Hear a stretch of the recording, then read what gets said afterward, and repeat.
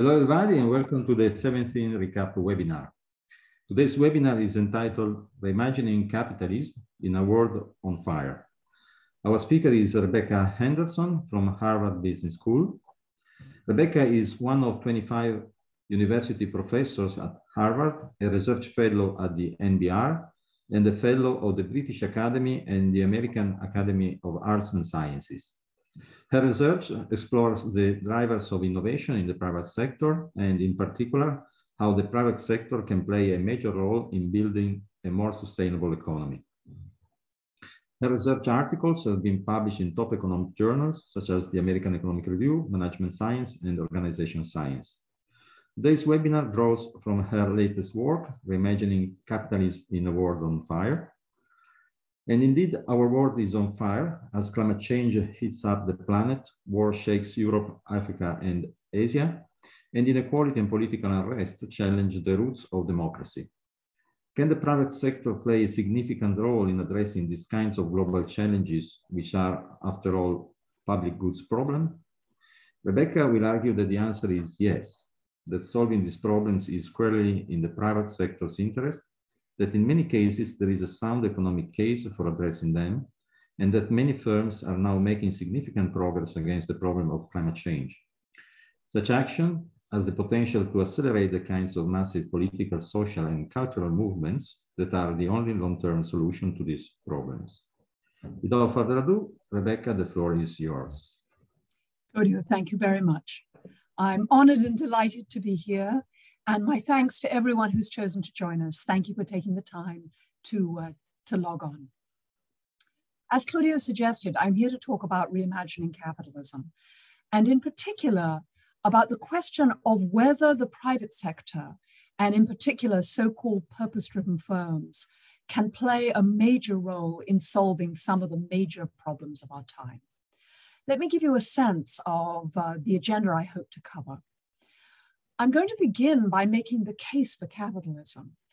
It has been my case, it has been my experience that many people are increasingly doubtful that capitalism is the best way forward.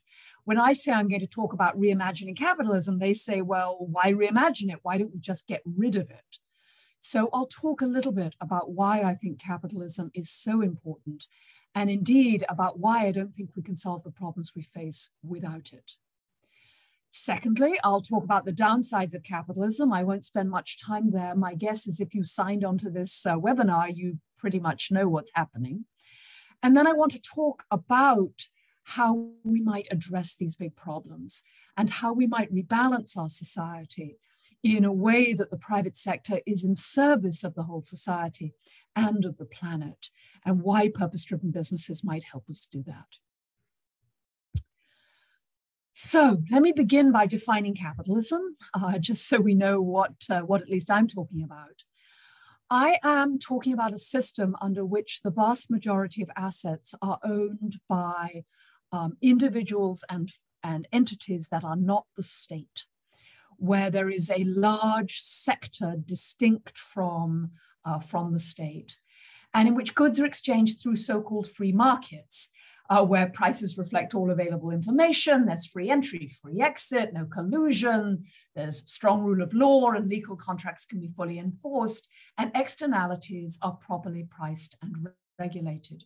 And by externalities, I mean things like greenhouse gas emissions and waste disposal. So all forms of capitalism are an approximation to this. And one of the things I'm going to argue is that we have now a system that is out of balance, a world in which many markets are not appropriately regulated, in which there is a great deal of collusion, and in which many externalities are not properly priced and regulated, and in which many people cannot participate. Because part of the promise of capitalism is that it allows everyone to participate in the economy. And I'm going to argue that that is less and less the case. So what is the case for capitalism? Well, the case is straightforward in my view. In the last roughly 100 years, more or less since my father was born, and he passed away only very recently, the population of the world has almost quintupled. It's amazing. There are now, billions and billions of us. At the same time, GDP per head has more than tripled. To me, this is the achievement of capitalism, that despite an enormous increase in the numbers of us looking to eat and live and lead our lives, the economy has been able to grow at an even faster rate. The number of people in poverty has shrunk dramatically, not only as a percentage of the world's population, but in total. Yes, there are many people still living on $25 a day or less. Yes, there are too many people still hungry without an adequate support. But in comparison to, say, 1800 or 1850 or 1900, the world has been transformed. You can see this in the dramatic increase in life expectancy across nearly the entire world, and dramatic reduction in maternal mortality. So we have transformed the world to make it much more habitable for humans and humans at scale. We're living lives that our grandparents really could not dream of, and certainly not our grandparents' grandparents. I view capitalism as responsible for this transformation. I see it as an unparalleled source of innovation and competition. And competition drives innovation. Those two work together to drive the increasing efficiency with which resources are used. Every unit of energy that we burn, for example, now creates much more in the way of goods and services than it did 10, 20, 30 years ago.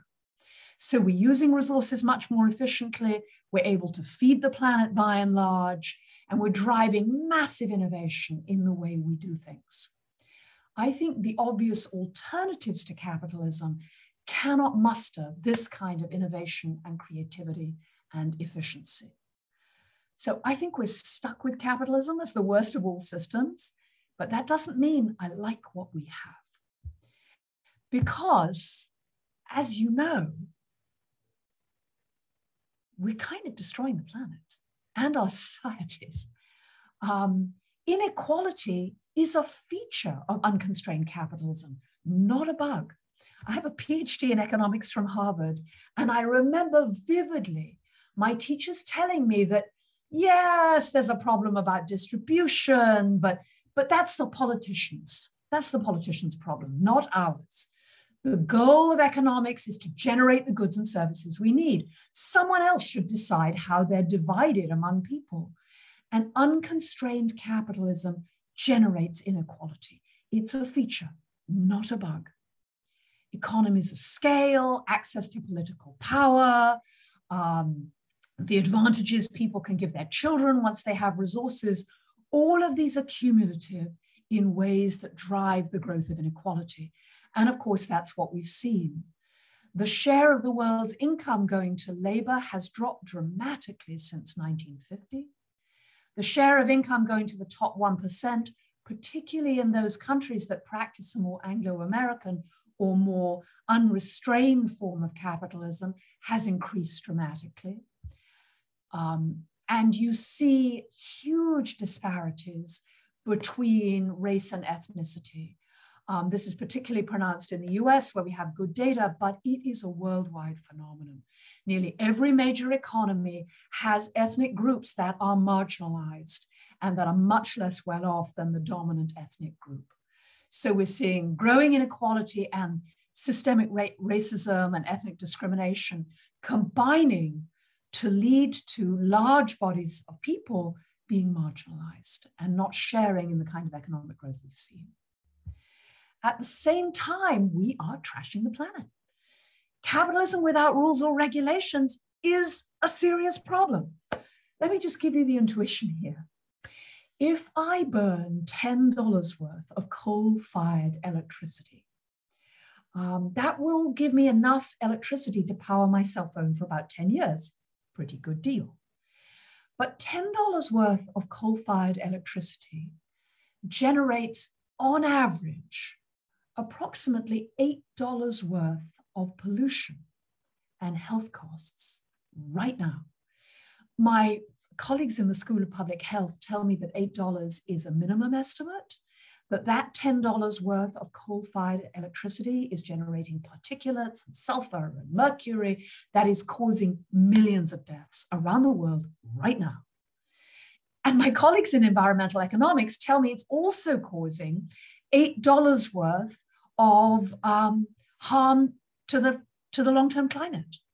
That the droughts and floods and famines that we're seeing and will continue to see, unfortunately, we have a lot of trouble booked in, that's going to cause enormous damage to the world's economy and to the world, and $8 is a lower bound. So just think about it. That $10 worth of coal-fired electricity causes at least $16 worth of damage, and nearly everywhere in the world, it's going unpriced. That means that if I want to buy solar panels, or if I'm a solar panel company, I'm looking to compete with fossil fuel that is dirty and destructive and wildly underpriced, where the profits of burning coal come at the expense of massive damage to people and the environment. And it's real damage. This is sort of indicative of just what the sheer pressure of population is doing in the world. We're seeing many ecosystems under stress. This is from the Grand Banks just off Canada, which was the most productive fishing grounds in the world, but we fished it out, we killed it. In general, we are poisoning the sea. We are pumping out atmospheric CO2 and greenhouse gases, and doing that and shocking the system. We're seeing global temperatures rise, we're seeing fires, we're seeing floods, we're seeing serious damage to coral reefs. We will probably see the major coral reefs die, even if we're able to begin to slow down the impact that we're having on planets. And the latest IPCC report suggests that if we let temperature increase get up to about 3 degrees, which is our current trajectory, more than 35% of the world's population will suffer severe heat stress, and that more people will die from heat stress than from infectious diseases. So here's the good news. Meeting these challenges is challenging, but entirely technically feasible. This is the thing that makes me crazy, is roughly 3% of global GDP, we could fix the climate and environmental issues. Never put the planet back to how it was, but certainly stop it getting much, much worse. And global GDP per head is roughly $11,000, which is enough to give everyone on the planet enough to eat, a place to live, security, and healthcare. So we have the technology. We know what needs to be done. The problem is doing it. So clearly we need government action. I'm sure in this seminar series, you've talked a lot about that and what kinds of policies would make a difference. It's not my area, but it's clear that we won't solve these problems without effective labor legislation, some redistribution of wealth and income, controls on greenhouse gas emissions, serious funding of R&D, government policies that focus on the need to address these so-called externalities, the health of our society and the health of our planet. The problem, of course, is that in order to get effective government action, we need to rebuild what the development economists call inclusive institutions. That is, we need to balance the power of free markets with good government and free politics. So it's not that government should run everything. No, no, no. I'm a huge fan of free markets. It's that free markets work their magic when they're constrained, when entry is really free, when externalities are properly priced, when there's real education and healthcare so that everyone can compete. And to build that balance, we need the rule of law, we need a free press, we need respect for minority rights, a voice for labor. This is nothing new. This is what made the West so rich. Real accountable democracy embedded in a strong civil society. Our problem, of course, is that our institutions are under enormous stress. In the US, accelerating inequality has led many people to feel that elites do not have their best interests in mind and to blame people who don't look like them. And we saw, I mean, this is the January 6th insurrection in the United States. We had an armed insurrection against the government of the United States. And we're seeing these kinds of stresses and strains in democracy everywhere, from Hungary to Turkey to Poland to the UK. So it's a real thing. So it's in this context that I suggest that purpose-driven firms can be allies in solving these problems. Now, when I first tried to persuade a publisher to publish my book, I was in New York talking to a very large publisher, and the editor looked at me and said, "Rebecca, business saves the world. Don't you read the papers?" So I understand that this is not natural. The natural thing, you know, if I could choose any solution, I'd say, well, give a political and social movement that will rebuild democracies, create inclusion, insist we solve problems like inequality and climate change. And I think we need that. But I think business can play at least some role in helping to make that happen.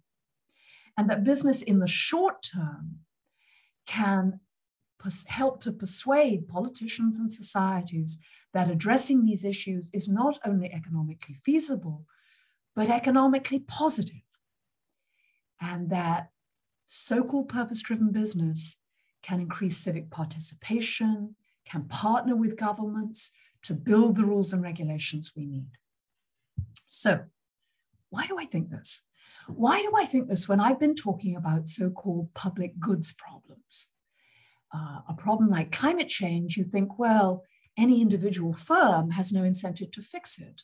A problem like inequality, surely no single individual firm has an incentive to pay more when their competitors are paying less. The relentless power of competition will force people to the bottom, and individual firms can do nothing. There's an element of truth in this argument, but one of the things I have learned over now more than 20 years of research is that there are many, many opportunities for the private sector to address the big problems we face and to make money while doing so. That doing so builds momentum in the private sector and can lead to larger systemic change. Let me show you that argument in a little more detail. And I should say I published a nearly 300-page book, so I'm going to try and summarize the heart of the argument in about 20 minutes, and I will leave things out.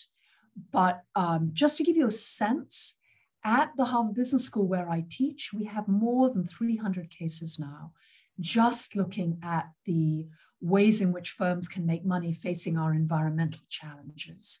And we have many more, not more than 300, but a similar number, focusing on the question of how firms can pay more, work with their workforces in a different kind of way, and still make a lot of money. So there's something here.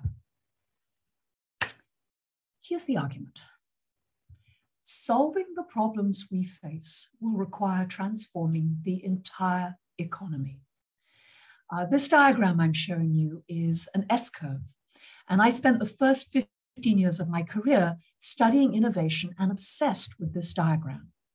It talks about the ways in which firms begin by not knowing what they're doing. In a new industry, there will be hundreds of firms jumping in, trying new approaches, trying to do new things. Think about what's happening in plant-based meat at the moment, for example. There's many different solutions. Firms are going public, raising money. Nobody really knows.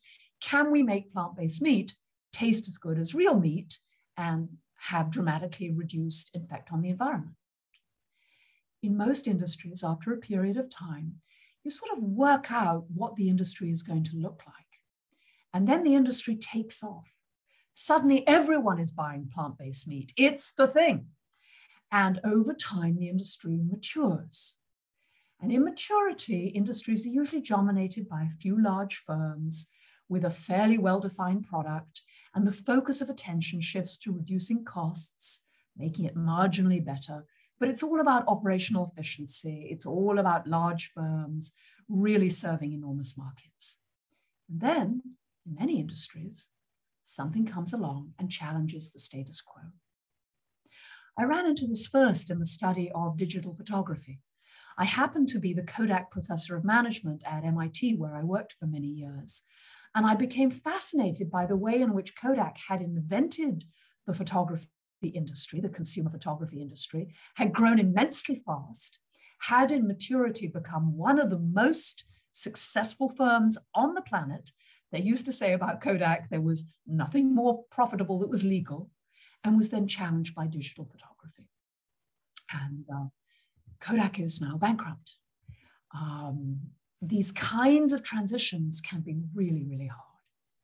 So I want to suggest to you that, for example, completely decarbonizing the world economy, that is taking fossil fuels out, getting rid of greenhouse gas emissions, will require the complete transformation, the fundamental transformation, not only of power generation, but of power distribution, of infrastructure, of our built environment. We're going to need to radically insulate our buildings, change their power sources, how they use energy, of agriculture, which currently generates, nobody's entirely sure, but between 10 to 15% of greenhouse gases, and will need to be radically transformed, to fashion, which is one of the most polluting industries on the planet, generating enormous water waste and horrible effects on the people who work in its supply chain.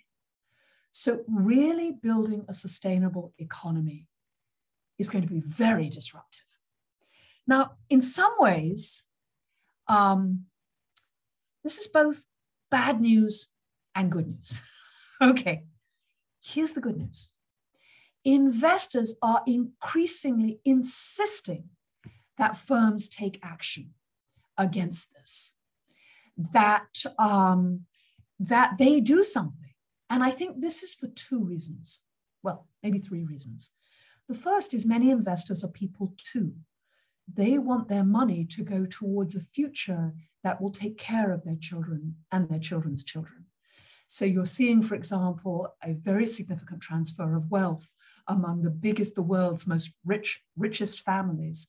And the youngest generation is saying, wait, we don't want to invest in fossil fuels. We want to invest in firms that are making a difference. Many investors are beginning to believe that sustainability is exactly what I said it was, a great way to make money. Larry Fink, the CEO of BlackRock, the largest asset manager in the world, has been very public about the fact that he thinks there will be no economy, or a much reduced one, if we don't address these problems. That focusing on the environment, on the health of our society, is the right thing to do if you care about making money. One way to think about this is many investors hold so much wealth, particularly a large asset manager like Larry, that they cannot diversify from the problems we face. If there are climate disasters, it's not as if they can go and invest in another economy. It's going to affect their entire portfolio. It's a systemic risk that cannot be diversified. So we're seeing more and more of these larger investors saying, you must act. This is the biggest risk to the long-term health of our portfolio. As a result of these two factors, you're seeing the value of global assets applying ESG data almost doubling and tripling. In 2020, sustainable investing accounted for 33% of total assets under management. 73% of investors claim climate change is a major factor in their investing. Some of this is certainly greenwashing. The measures we use to track how firms are doing are still very imperfect.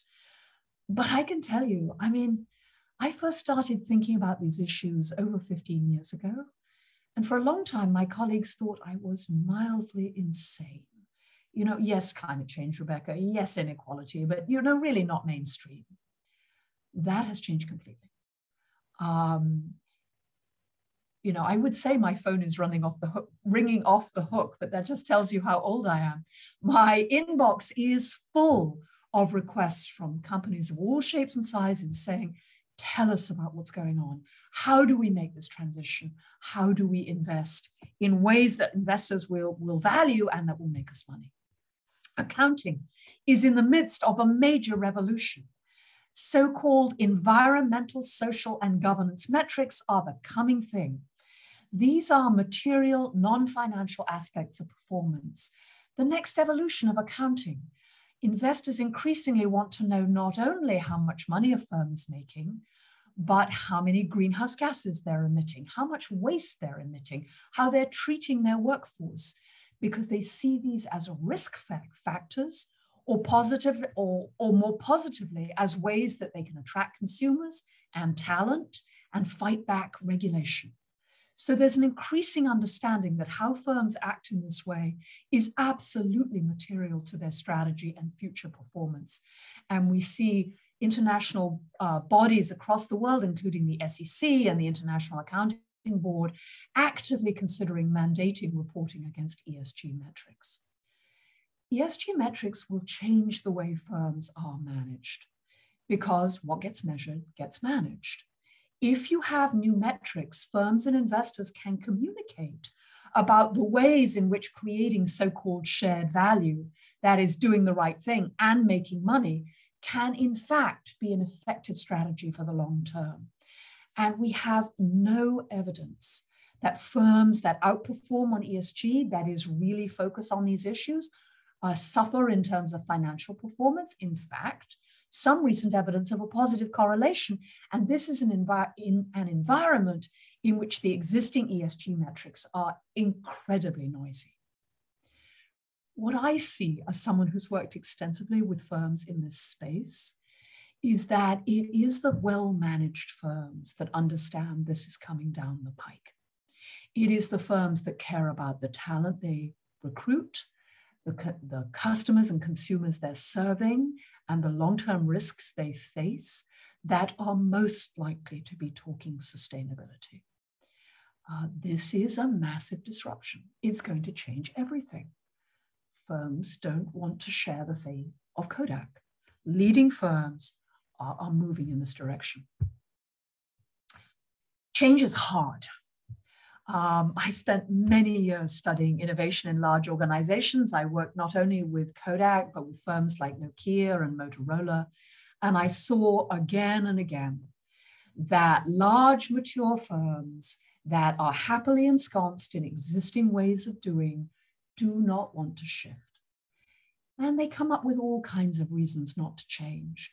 They say it's not happening. You know, climate change, it's not really happening. It's nothing to do with us. If it's something to do with us, the government will fix it. Oh, okay, climate change is happening. Maybe it really affects us, but there's nothing we can do that will make any money. I mean, how do we change if our competitors don't change? And really, it's not our strength. And then they say, well, okay, it is happening. And yes, some firms in my industry are making money, but we can't get it done. We're busy. There's so much going on. And this is the cycle that played out in the world automotive industry. Perhaps some of you have watched how Elon Musk, who is a complicated, but in many ways brilliant man, saw that electric vehicles were the future of the automotive industry, made massive investments, and in doing so has dragged the rest of the industry with him. So when people say to me, it's really not going to happen, it's really not here, I say, it's just a Kodak problem. It will take time, but it is happening. It is happening because there's a leading edge of firms who have explicitly embraced that firms should have a purpose beyond profits. These firms see profits as a means to an end, not an end in itself. It's not that they offer investors lower returns. Modern capital markets will really not allow any firm to do that. It's that they believe that treating money as a means to an end and not an end in itself is a way to build alignment, intrinsic motivation, and trust inside the organization. Much of my recent research has been exploring the degree to which this is actually the case. Is it the case that if firms have an authentic purpose, that is, if they really mean it, if sometimes they sacrifice short-term returns in the service of the long-term purpose of the company, do they see change? And my belief is that the academic research overwhelmingly suggests that this is the case. Each of these arrows on this diagram, which is from a piece I recently published in Management Science, summarizes a body of work in psychology and organizational sociology and strategy, which I think is very convincing that authentic purpose drives real performance, and that firms who make concrete investments in the service of their purpose, raising wages, reducing emissions, see significantly increased innovation, creativity, and productivity.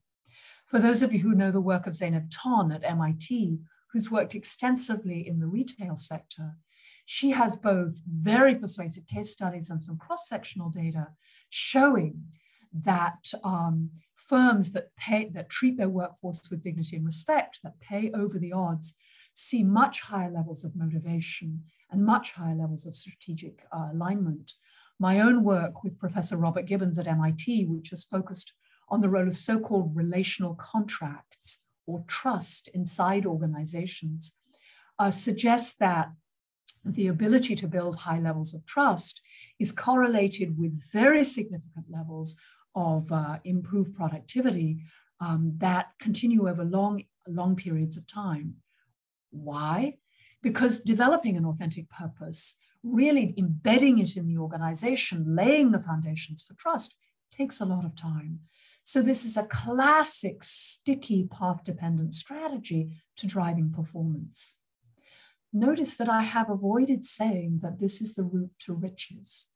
I think it most unlikely that purpose-driven firms will, on average, prove to be more profitable than more conventionally managed firms, because I believe in competition. In those places where that's the case, conventionally managed firms will switch.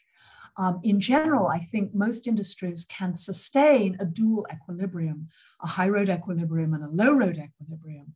And I think the high road equilibrium can be just as productive and just as profitable as the low road equilibrium, and that it can drive real change. So purpose is a commitment to a goal beyond profit maximization. In particular, in the context of which I'm using it, it's a moral commitment to a pro-social goal. Purpose seeks a middle way between shareholder and stakeholder focused. So if we think about the conventional model of the firm, the goal was, just to be an agent for your investor. I just care about the shareholders. And the belief was that maximizing shareholder value maximizes public welfare. The stakeholder path was to say, no, corporations are more than just property. They're social institutions. Managers have a duty to focus on all stakeholders, not just on shareholders alone. The purpose-driven firm seeks a middle way. It says that maximizing shareholder value only maximizes public welfare when societies are strong and everyone can play and externalities are properly priced. When that's not the case, maximizing shareholder value can actively reduce public welfare. Think about my coal-fired power example. A coal-fired firm is causing much more damage to the society and the world than it is generating in profits. There is no sense in which it is maximizing public welfare. So purpose-driven firms say, well, we're not going to do that. We're going to make sure that we think about these larger social issues as we seek to return decent profits to our investors, because indeed we are agents for our investors. We do have a duty to manage on their behalf.